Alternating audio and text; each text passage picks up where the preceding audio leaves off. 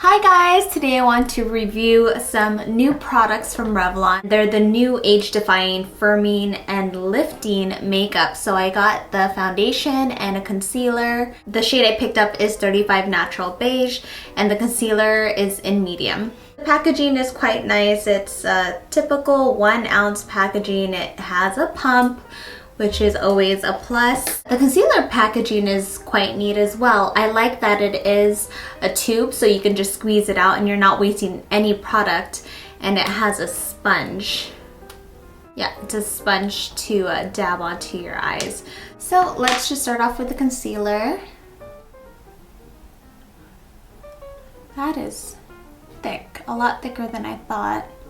So I'm not gonna squeeze out anymore and I'm just gonna blend it with the sponge.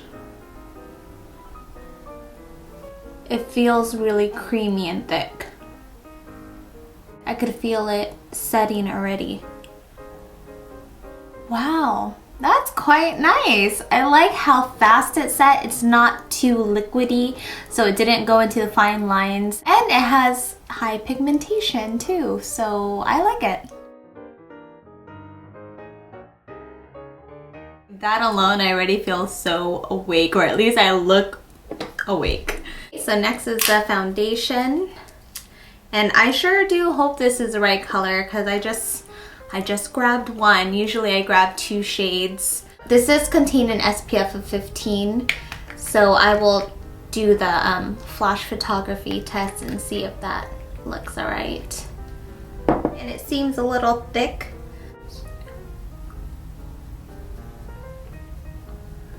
I think the color is okay. It's blending in well. It's not as thick as I thought it would be. And the foundation also sets pretty well. It's not wet. It doesn't feel sticky. It has just enough coverage to cover up my red spots, but it's not a full coverage. I would consider this to be a medium coverage and probably buildable. So I used 2 pumps and I have just a bit more left. So I'm gonna do 1 more pump to finish up the rest of my face. But I love the finish of this foundation, at least so far. It has a beautiful, subtle glow, and it doesn't feel too heavy on the skin. So I'm just gonna add a touch of bronzer and blush. On flash photography, I think it looks quite shiny around my forehead and on my cheeks, and I can't imagine that looking any better throughout the day. So I'm just gonna use some setting powder just on my T-zone area, and that looks a lot better. So this is for sure a foundation that you're gonna wanna set with powder in the areas that you don't wanna look shiny. But other than it looking shiny, it doesn't give you that white cast. So I'm going to wear this all day today. It is now 2 o'clock. I'll check back in a few hours. I'm back for a quick update. It is about 5:30 in the evening. And so far the foundation is looking great. I haven't noticed any significant differences.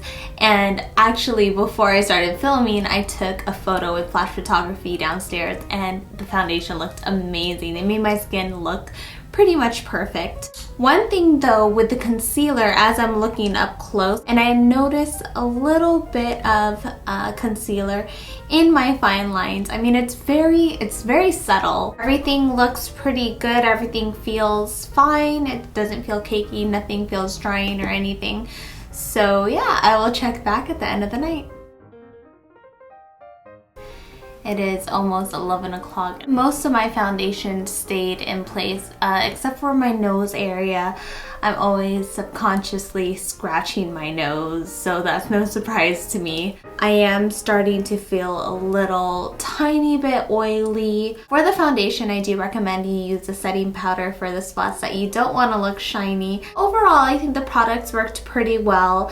It kept an even complexion on my face other than my nose. Concealer didn't dry up on me. It did cake up a little bit into my fine lines, but nothing significant like I mentioned earlier. So that's my thoughts on the new age-defying firming and lifting products. Comment below if you guys have tried this. Let me know what you think, and also let me know what video you would like to see next. I'll talk to you guys later. Bye!